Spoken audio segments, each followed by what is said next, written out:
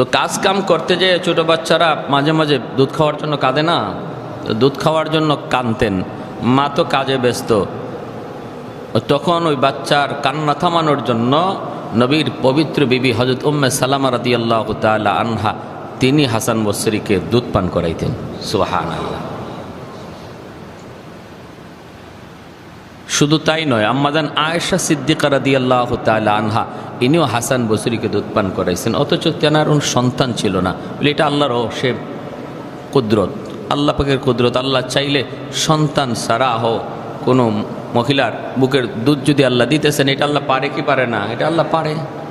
তাহলে হাসান বসরি রহমতুল্লাহি আলাইহি ইনি মুসলিম উম্মার দুইজন জননী উম্মাহাতুল মুমিনিন, এক উম্মে সালামা রাদিয়াল্লাহু তাআলা আনহা আর এক আম্মাজান আয়েশা সিদ্দিকা রাদিয়াল্লাহু তাআলা আনহা, দুজনের বুকের দুধ পান করেছেন। কেমন ভাগ্য! সুবহানাল্লাহ। এখানেই শেষ নয়, যখন ইনি একটু হাঁটা শিখছেন, রসুল করিম সাল্লাল্লাহু আলাইহি ওয়াসাল্লাম আম্মাজানের ঘরে আসছেন, রসুল গ্লাসে একটু পানি পান করছেন, আর কিছু পানি রয়ে গেছে গ্লাসে, আর হাসান বসরি রসুলের রেখে যাওয়া বাকি পানিটা তিনি নিজে খেয়ে ফেলছেন। আল্লাহ নবী এসে বলতেছেন, আয়েশা পানিটা কই? বলে হাসান খেয়ে ফেলছে। নবীজি মুচকি হেসে বলেন, আমার অবশিষ্ট পানি যে খেয়ে ফেললো, আল্লাহ তারে দ্বীনের অসীম জ্ঞান দান করবেন। সুবহানাল্লাহ। অসীম জ্ঞান দান করবেন। কি সুসংবাদ নবী তখন শুনাইয়া দিলেন। জন্মের পর হযরত ওমর ফারুক রাদিয়াল্লাহু তাআলা আনহুর কাছে নিয়ে যাওয়া হয়েছে। হযরত ওমর ফারুক হাসান বসরিকে তাহনিক করেছেন। জন্মের পরপরই তাহনিক করেছেন। তাহনিক মানে ওই যে মুখ থেকে একজন আল্লাহওয়ালা মানুষ তার মুখে কোনো একটা খেজুর বা কোনো খাদ্যদ্রব্য মিষ্টি জাতীয় কিছু মুখে নিয়ে চাপাবে ওই খানাটা বাচ্চার মুখে দিয়ে দিবে, বাচ্চা খাবে। এটাকে তাহনিক বলে। তাহনিকটা হলো নবীর বহুত বড় সুন্নত, আল্লাহ নবীর বহুত বড় সুন্নত। ছোটো বাচ্চাদের তাহনিক করানো, সেটা কার দ্বারা? খুব বহুত বড় কোনো বুজুর্গ আল্লাহওয়ালার দ্বারা। তাহলে ওই আল্লাহওয়ালার মুখের লালাটা বাচ্চার মুখের লালার সাথে মিলে এবং সেটা তার পেটে যায়, তখন থেকেই তার দেমাগে, তার রক্তে, তার শরীরে আল্লাহওয়ালার একটা আসর যায় পড়ে। শিশুকালে সর্বপ্রথম হযরত ওমর ফারুক রাদিয়াল্লাহু তাআলা তাহনিক করলেন আর বলতেছেন, বাচ্চাটা তো মাশাআল্লাহ বেশ সুন্দর। আরবিতে সুন্দর বলে হাসানকে, তো ইনি বেশ সুন্দর বলে হাসান বলছেন। আর ওই হযরত ওমর যে হাসান বলছেন যে বেশ সুন্দর, এতে নাম হয়ে গেছে হাসান। হাসান বসরি রহমতুল্লাহি আলাইহি। পরিবর্তনটা কেমনে আসলো? ব্যবসা করতেন, একটু বয়স হওয়ার পর তিনি ব্যবসা করতেন, স্বর্ণের ব্যবসা। রোম যাইতেন, বিভিন্ন দেশেও যাইতেন। রোমের এক মন্ত্রীর সাথে ইনার ঘনিষ্ঠ বন্ধুত্ব সম্পর্ক ছিল। ইনি একদা গেলেন রোমে, যায়া দেখা করলেন। তখন বন্ধু বলতেছে, দোস্ত তুমি আসছো, আমি এক জায়গায় বের হব, ঘোড়া তৈরির, ঘোড়া রেডি, তুমিও আমার সাথে একটু চলো। হাসান বসরি তিনিও চললেন। কিছু দূর যাবার পরে দেখলেন বেশ সুন্দর করে একটা মহল, স্বর্ণ রূপা দিয়ে বাঁধানো একটা মহল। এখানে মন্ত্রী ওনাকে নিয়ে দাঁড়িয়ে থাকলো। তারপরে ইনি দেখতেছেন অনেকগুলি স্বর্ণ সুসজ্জিত হইয়া, মাথার মধ্যে এরকমভাবে বিভিন্ন ফুলের তোড়া লইয়া সৈন্যরা সাজে গুজে এই মহলটার কাছে আইসা তারা ফুলের তোড়া রাখলো। আর কি যেন বলল, তারপরে তারা বিদায় নিল। এরপরে তিনি দেখেন ওই রুমের যত ডাক্তার, কবিরাজ, হেকিম এরাও এরকমভাবে আসলো, আয়েশা তুরা দিল, তারপরে কি যেন বলল, বলে চলে গেল, পাশে দাঁড়িয়ে থাকলো। এরপরে দেখে রোমের বড় সুন্দরীরা, রোমের সুন্দরী নারীরা তারাও দলবদ্ধ হয়ে ওই মহলের পাশে আসলো। আয়েশা এরাও কে যেন পড়ল, পরে তারা পাশে দাঁড়িয়ে থাকলো। তারপরে দেখে রোমের সম্রাট তার স্ত্রীকে নিয়ে এই জায়গায় আসলো। আয়েশা ওই মহলের সামনে দাঁড়ায় কি যেন বলল। এবার তিনি বলতেছেন মন্ত্রীকে, দোস্ত কি দেখতেছি এগুলা, ঘটনা কি একটু খুলে বলো। মন্ত্রী বলতেছে, দোস্ত এই যে সুন্দর মহলটা দেখতেছো, স্বর্ণ রূপা দ্বারা বাঁধানো, এই মহলটা মূলত মহল নয়, এটা একটা কবর। আর এখানে শুয়ে আছে আমাদের সম্রাটের একমাত্র ছেলে, একমাত্র সন্তান এখানে শুয়ে আছে। তার মৃত্যুর পর সম্রাট সহ রাজ্যের মানুষ এতটাই তারা অনুতপ্ত হয়েছিল, এতটা ভেঙে পড়েছিল। অনেক দিন পর্যন্ত রোমে শোক চলছে, মানুষের কান্না চলছে।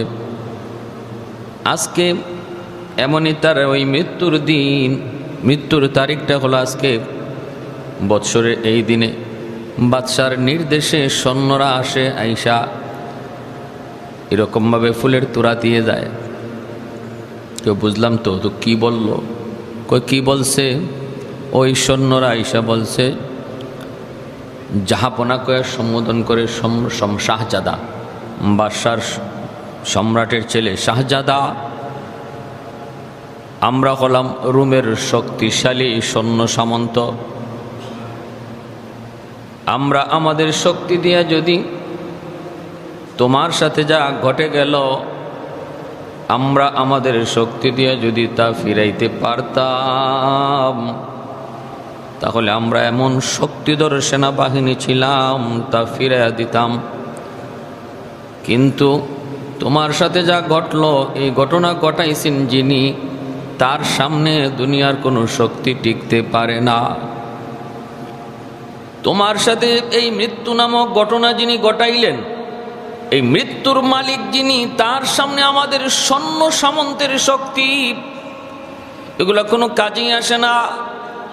এজন্য আমরা নিরাশ হয়ে গেলাম। আমরা তোমার জন্য সমবেদনা জানায় চলে গেল। ওই রোমের যত কবিরাজ, এরকমভাবে রোমের যত ডাক্তার ছিল, তারাও এই কথাই বলল, আমাদের ডাক্তারি বিদ্যার দ্বারা যদি তোমার কোনো উপকার করা যায় তো শাহজাদা, আমরা কিন্তু আপ্রাণ চেষ্টা করতাম, করেছিও। কিন্তু মূলত এই ঘটনার মালিক যিনি, ঘটনা ঘটাইছেন যিনি, তার সামনে কোনো ডাক্তারের ডাক্তারি চলে না, কোনো কবিরাজের কবিরাজি চলে না, কোনো সন্ন্যাসীর কোনো তন্ত্রমন্ত্র তার সামনে চলে না। তার সিদ্ধান্ত যখন এসে যায়, তার সিদ্ধান্তটাই তখন ফাইনাল হয়ে যায়। সুন্দরীরা এসব বলতেছে, আমার রূপ লাবণ্য দিয়া যদি তোমার ওই বিপদ থেকে তোমারে ফিরানো যাইতো, আমরা তা করতাম, কিন্তু হয় নাই। আমাদের রূপ লাবণ্যতা এগুলাও তার শক্তির সামনে সম্পূর্ণ নিষ্ক্রিয়। এরপরে বাদশাহ সম্রাট তার বউকে নিয়ে সন্তানের কবরের পাশে দাঁড়াইছে। দাঁড়ায় বলতেছে, বাবা বাবা, আজ তুমি দুনিয়ায় নাই, কিন্তু তুমি একটু যদি দেখতা, তাহলে তুমি নিজেই দেখতা এই রোম সাম্রাজ্যে আমার শক্তির কোনো অভাব নাই। এমন কোনো দিক নাই যেই দিকটাতে তোমার বাবা দুর্বল।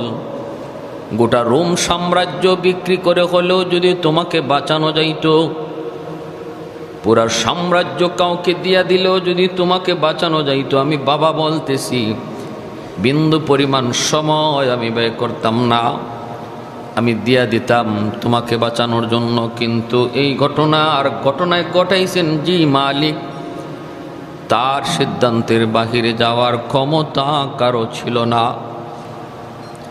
এই ঘটনাটা হাসান বসরি তিনি নিজে দেখলেন। দেখার পরই ওই জায়গায় তার কলিজার মধ্যে হিট করল। তাহলে আমি আল্লাহর হুকুম মানতেছি, এতটুকুই তো যথেষ্ট নয়। আমি তো মালিকের পাগল হতে পারলাম না, আমি তো এখনো দুনিয়াদারি নিয়ে পাগল। এরপরে হাসান বসরির জীবনের আল্লাহওয়ালা হওয়ার জন্য যেই রূপটা ছিল, যেই পথটা ছিল, সেই পথটা উনি পেয়ে গেলেন। আল্লাহ পাক রব্বুল আলামিন প্রতিটা মানুষের জীবনে, আমরাও যারা, প্রত্যেকটা মানুষের জীবনে এমন কিছু ঘটনা ঘটবে, এমন কিছু বিষয় আসবে, যে বিষয়টা আপনি যদি ওই সময়টাতে গ্রহণ করতে পারেন, বুঝতে পারেন, জীবনের মোড় আল্লাহ ঘুরায় দিবে। কিন্তু কিছু মানুষ আছে তারা এর থেকে সবক নেয়, আর কিছু মানুষ আছে সবক নেয় না, যেভাবে চলতেছে এভাবেই চলে যায়, যেভাবে চলতেছে এভাবেই চলে যায়। হাসান বসরি সুন্দরী একটা মহিলা সামন দিয়া দৌড় দেয়, মাথার চুলগুলা এলোমেলো বেপরদা। ইনি বলতেছেন, ও আল্লাহর বান্দি, তুমি বেপরদায় এভাবে ঘুরতেছ, মাথার চুল এলোমেলো, আউলা কিসি? মহিলা বলতেছে, আমি আমার স্বামীর বিচ্ছেদে এতটাই গাফেল হয়ে গেছি, স্বামীর বিচ্ছেদে আমি এতটাই জ্ঞান শূন্য হয়ে গেছি যে আমি বোরকা বইরা বের হয়েছি না বোরকা ছাড়া বের হয়েছি, আমার হুঁশ নাই। আমি আমার স্বামীর পাগল, আর আপনি তো আল্লাহর পাগল। স্বামীর পাগল হইয়া যদি আমি সব জ্ঞান শূন্য হতে পারলাম, কে সামন দিয়া যায়, কে বসা, কে দাঁড়ানো খবর না থাকে, আপনি আল্লাহর পাগল হইয়া কেমনে দেখলেন যে আমি আপনার পাশ দিয়ে চলে গেলাম? এতটুকু হুঁশ আপনার কেমন করে আসলো? এইভাবে হাসান বসরি দ্বিতীয় হিট খাইলেন। আল্লাহওয়ালাদের না, শুধু সাধারণ মানুষদের জীবনেও, সাধারণ মানুষদের জীবনেও দেখবেন মাঝে মাঝে আপনাকে সতর্ক করার জন্য আল্লাহ পাক ছোট হোক বড় হোক কোনো ঘটনা ঘটাবে চোখের সামনে। কিছু মানুষ ওই ঘটনা থেকে সবক হাসিল করে নিজের জীবন রূপ পরিবর্তন করে ফেলবে, আর কিছু মানুষ আগের মতোই চলবে, তাদের ভাগ্যের পরিবর্তন ঘটবে না। ওই হাসান বসরি শেষ পর্যন্ত বসরায় গেলেন, যে আল্লাহর এত বড় ওলি হলেন, এত বড় সাধক হলেন, এত বড় বুজুর্গ হয়ে গেলেন, যে ইনি যখন ওই যুগের সবচেয়ে বড় নসিহতকারী, সবচেয়ে বড় বক্তা হয়ে গেলেন হাসান বসরি। কথা যখন বলতেন, কথা বলার সময় যতক্ষণ বলতেন ততক্ষণ চোখ দিয়ে দর দর করে শুধু পানি পড়তো। আর এরপর থেকে হাসান বসরি মৌত পর্যন্ত কিতাবে লিখেন, চেহারার মধ্যে কোনো দিন হাসি আসে নাই। হাসান বসরির চেহারার দিকে তাকাইলে মনে হতো ওয়ারেন্টের আসামি, মনে হতো যেন ওয়ারেন্টের আসামি, কে যেন তার পিছনে তালাশ করতেছে, পুলিশে ধরবে, এমন ভাব, এমন নিয়ে তিনি চলতেন। ভাইয়েরা, বন্ধুরা, প্রতিবেশী একজন শামাউন নামে এক ব্যক্তি, তার প্রতিবেশী কেমন বুজুর্গ হয়েছিলেন, কেমন মাকবুলিয়ত অর্জন করেছেন আল্লাহর কাছে হাসান বসরি। এই প্রতিবেশীর ঘটনা বলার আগে আর একটা ঘটনা বলি। হজে যাইতেছেন, সঙ্গে কিছু সঙ্গী আছে, সাথী আছে। রাস্তার মধ্যেই তাদের পানি, কুয়ার কাছে গেলেন, যায় দেখেন কুয়ার একদম নিচে পানি। এই পানি পান করার মতো তাদের কিছুই নাই, বালতিও নাই, পানি পান করার মতো ব্যবস্থা তাদের নাই। লোকজন বলতেছে, হুজুর পানি তো আছে কুয়ার নিচে, কিন্তু পানি তোলার কোনো অবস্থা আমাদের কাছে নাই। হাসান বসরি বলে, আমি পাশেই নামাজে দাঁড়ায় গেলে তোমরা কুয়ার পাশে যাইও। এই বইলা হাসান বসরি কুয়ার পাশে যখন নামাজের দাঁড়ায় গেছেন, সঙ্গী সাথীরা কুয়ার পাশে যায় দেখে নিচে তাকা পানি উপরে উইটা গেছে, কিনারার মধ্যে টুই টুম্বুর করতেছে। তারা পানি পান করলেন, উটগুলারে পানি পান করাইলেন। একজনে করছে কি, এখনো কিছু উট পানি পান করা বাকি রয়ে গেছে, আবার এখনো তৃপ্তি মিটায় পানি পান করা বাকি আছে।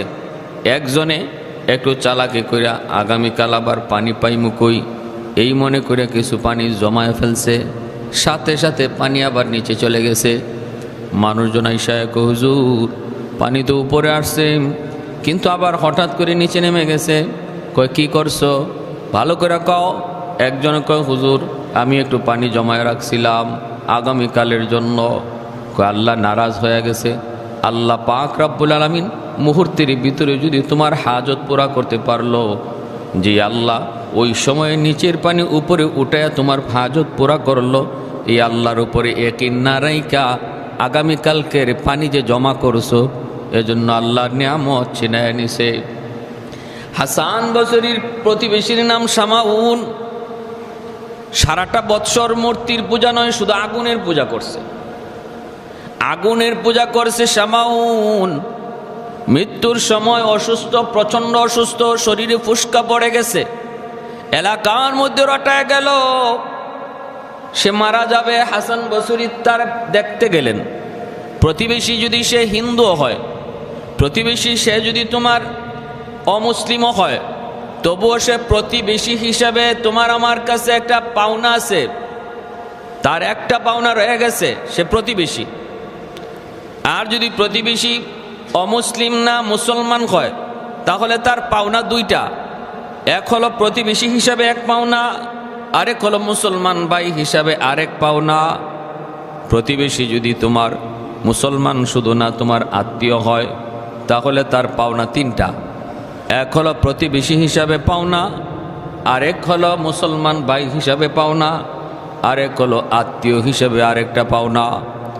অতএব হাসান বসরি তিনি প্রতিবেশীরে দেখতে গেলেন, যায় মাথার পাশে বৈশা বলতেছেন, দোস্ত ছোট্টবেলায় একসাথে চলছি, বুড়া হয়ে গেছ, মৃত্যুপথের যাত্রী, জীবন কাটায় দেশ আগুনের পূজা কইরা,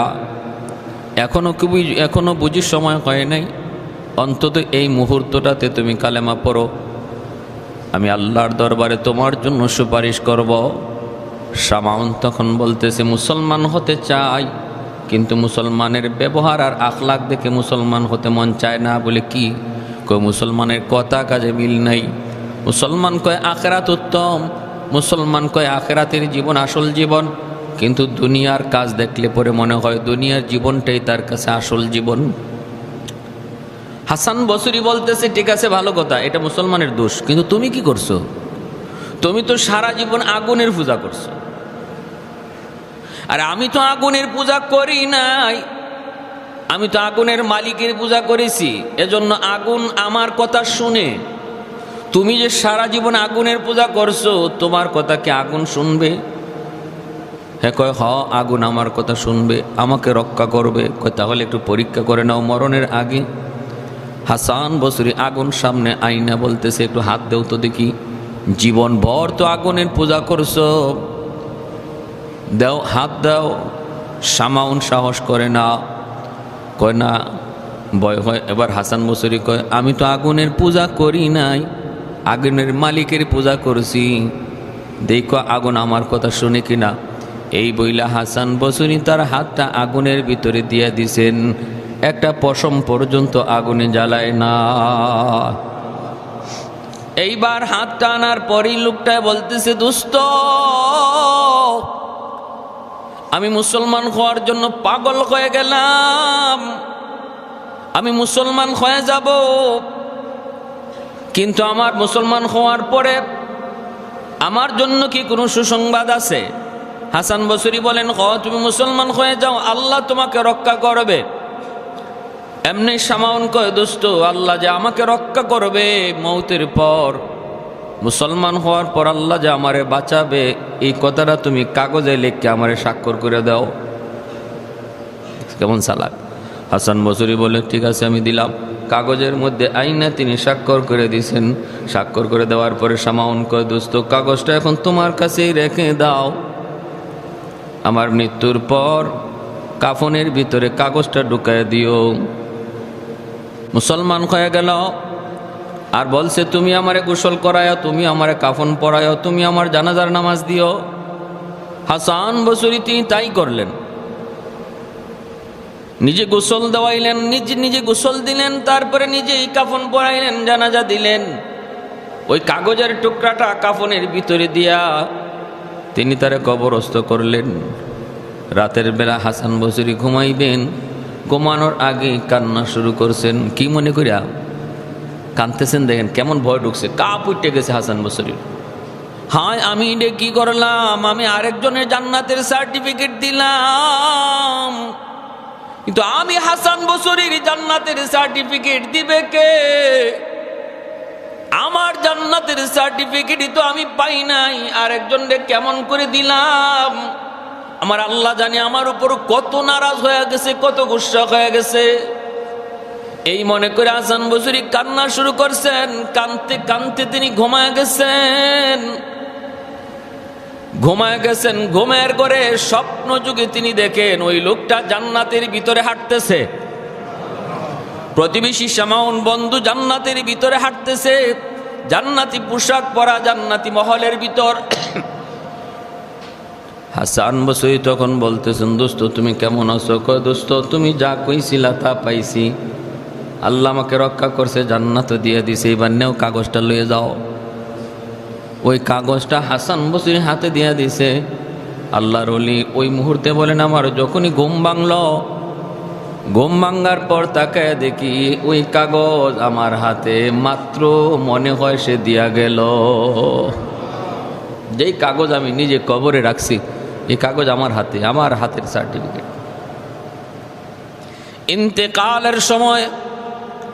ইন্তেকালের সময় মানুষজন বসা, আল্লাহর ওলিরা সব বসা।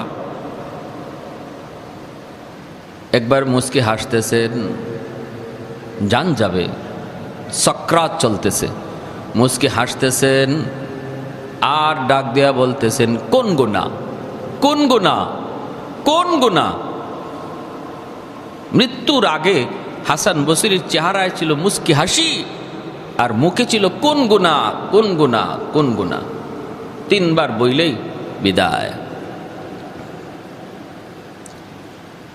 অবাক ছিলেন সবাই, ঘটনা কি? কি এমন মুস্কি হাসির কারণটা কি? আর কোন গুনাহ বলার কারণটা কি? এই রাতেই উনার একজন মুরিদ, ইনিও বহুত বড় বুজুর্গ, পবিত্রতার হালতে আল্লাহর কাছে চাইয়া তিনি ঘুমাইছেন। স্বপ্ন যুগে তিনি তিনার পীরকে, মুর্শিদকে দেখেছেন, আর জিজ্ঞেস করতেছেন, ওগো আল্লাহর ওয়ালি কেমন আচরণ হয়েছে? আলহামদুলিল্লাহ। কিন্তু মৃত্যুর সময় আপনি মুস্কি হাসলেন, কোন গুনাহ কয়া চিৎকার দিলেন, ঘটনা কি? আমরা তো কিছুই বুঝি নাই, আমরা তো কিছুই বুঝি না, একটু আপনি বুঝাইয়া বলুন, মুস্কি হাসলেন কেন? আবার কোন গুনাহ কয়া কেন ডাক দিলেন?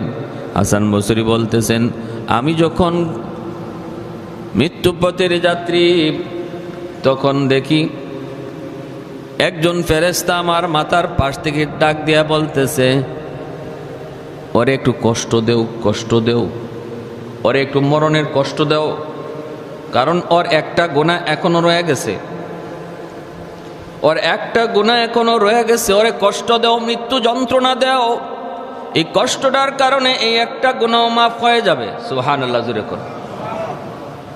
ওরে কষ্ট দেও, একটু কষ্ট দেও, কারণ একটা গুনাহ এখনো রয়ে গেছে। হাসান বসরি বলেন, আমি এই কথাটা শোনার পর মুস্কি হাসলাম, এই ভেবে আল্লাহ আমার সব গুনাহ মাফ করে দিছে, মাত্র একটা গুনাহ এখনো আছে,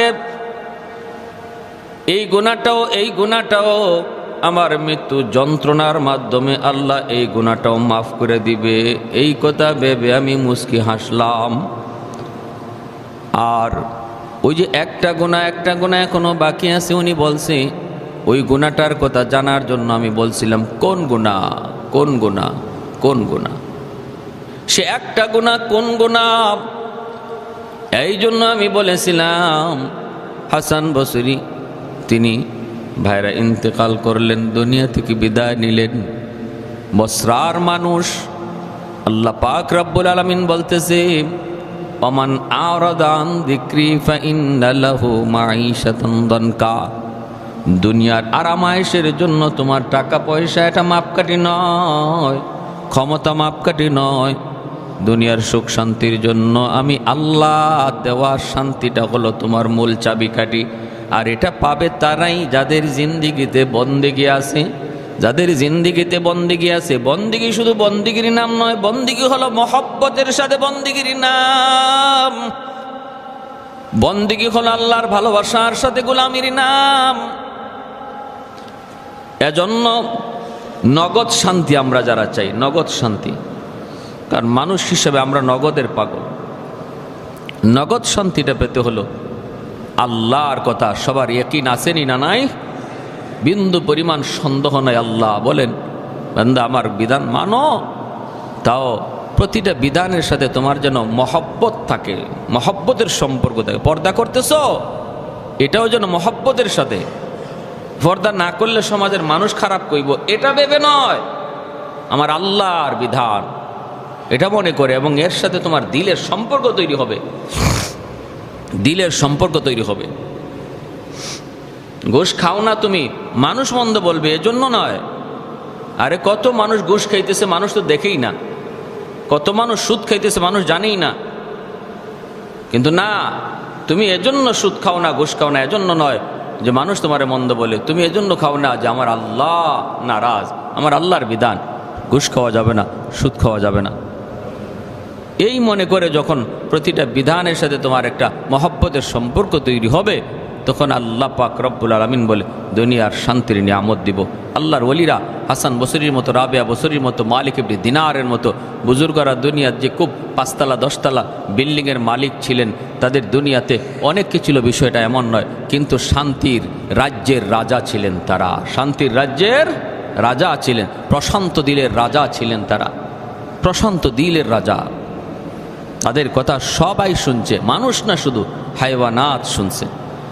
প্যারে হাজরিন, এজন্য দুনিয়ার এই বাস্তব জীবনের, পারিবারিক জীবনের, বউ বাচ্চা নিয়ে, ভাই বোন নিয়েও যদি শান্তিতে থাকতে হয়, ভাইগুলা যদি আমাকে মানক, এটা আমি চাই। সন্তান যদি আমার আদর্শ সন্তান হোক, সন্তানের দ্বারা আমার মুখ উজালা হোক, এটাও যদি আমি চাই, পথ একটাই, ভিন্ন পথে হাঁটবা কোনো লাভ নাই। মানুষের দেখায়া কিছু করবা, মানুষকে বুঝ দিতে পারবা, আল্লাহকে বুঝ দেওয়া যাবে না। মসজিদে আইসা মানুষকে বুঝ দেওয়া যাবে যে আমি একজন নামাজি, যদি আমার উদ্দেশ্য থাকে মানুষ কি বলবে মসজিদে না গেলে? হ্যাঁ, মানুষ তোমারে ভালোই জানবে, বিয়া শাদীর প্রস্তাব আসলেও বলবে না ছেলেটা নামাজি, কিন্তু তুমি যে কেমন নামাজি এটা আল্লাহ ভালো জানেন, আল্লাহ ভালো জানেন। কোনো দিন মনের আশা পূরণ হবে না। মহব্বতের সাথে নামাজ পড়ার আলামত কি? ফজরে পাওয়া যাবে, মাগরিবে তো সবাই ঘরের বাহিরে থাকে, এই টাইমে আজান হলে পরে মসজিদের বাইরে থাকলে মানুষ কি করব, কিরে মসজিদের বাইরে স্বাভাবিকভাবে মাগরিবের টাইমে মানুষ থাকে না। মান তারাকা সলাতান মুতাআম্মিদান ফাকাদ কাফার। আল্লাহ নবী বলে, ইচ্ছাকৃত কোনো মুসলমান যদি নামাজ তরক করে সে আর মুসলমান থাকে না, খারিজ হয়ে যায়, মুসলমান থেকে খারিজ হয়ে কাফির হয়ে যায় ইচ্ছাকৃত নামাজ তরক করলে। তো এই অবস্থায় আপনি এই মানুষের মন্দ নেবেন নাকি? এজন্য আসছেন মাগরিবের সময়। কিন্তু মনে প্রাণে মহব্বত কইরা কারা মসজিদে নামাজ পড়ে, আল্লাহকে ভালোবাসে, এটা প্রমাণ হয় ফজরের সময়, ঠিক না? এই সময়টাতে নিজের আরামের ঘুমটা ভাঙ্গিয়া, এই শীতের রাত, এখন শীতের রাত আসছে, শীতে ঘুম থেকে উঠা, ঠান্ডা পানিতে উজু করা, এটা মহব্বত ছাড়া হয় না। এটা শুধু খালি মানুষ দেখানির নামাজ যারা পড়ে এরা এটা করবে না, যেটা মুনাফিকরা করত। আল্লাহ রসুল বলেন, মুনাফিকদের জন্য আসরের নামাজ আর ফজরের নামাজ পড়া কঠিন, কারণ ওরা অন্য ওক্তে নামাজ পড়ে দেখানোর জন্য, মানুষকে দেখানোর জন্য, আর ফজরের নামাজ আর আসরের নামাজ বলে এটা মানুষকে দেখানোর জন্য এটা পড়া সম্ভব না, এটা আল্লাহকে ভালোবেসেই পড়তে হয়। আল্লাহর ভালোবাসা যার অন্তরে আছে সেই ফজরের সময় আসে। আসরের সময় যে ঘুমায়, দুপুরে খানা দানা খাইয়া একটু পরে আসরের টাইম হয়ে যায়, শীতের রাত তো কম টাইম, তখন ঘুমটা থেকে উঠা, ওইটা আসরে আসা, এটাও আল্লাহর ভালোবাসা যার অন্তরে আছে তার দ্বারাই সম্ভব হয়। লোক দেখানো আমল যারা করে তাদের পক্ষে সম্ভব হয় না। এজন্য আল্লাহ রসুল বলছে, আসরে আর এরকমভাবে ফজরে যারা আসে তাদেরকে তোমরা সার্টিফিকেট দিতে পারো যারা মুনাফিক নয়, এরা খাঁটি পাক্কা নামাজি মুমিন। পারবো না ইনশাল্লাহ আমরা শীতের রাত্রে ফজরের নামাজে আসতে? কারা কারা নিয়ত আছে হাত ওটা একটু আল্লাহরে দেখান। আল্লাহ তুমি প্রতিটা হাতকে কবুল করো, সবাই বলে আমিন। যারা সুন্নত পড়ি নেই 4 রাকাত কাবলাল জুমা পড়ে।